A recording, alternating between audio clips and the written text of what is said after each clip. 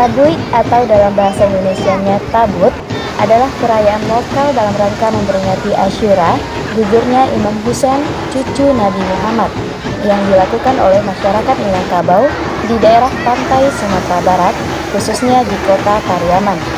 Festival ini termasuk menampilkan kembali pertempuran Karbala dengan memainkan drum tasa dan dol. Tabut merupakan istilah untuk usungan jenazah yang dibawa selama prosesi upacara tersebut.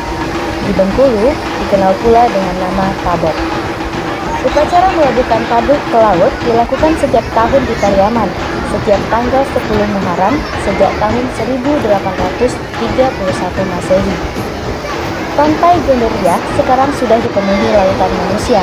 Beberapa pengunjung yang datang dari berbagai kabupaten atau kota memanfaatkan acara ini sebagai wisata keluarga. Mereka rela berdesak-desakan demi menyaksikan hoyak tabuk.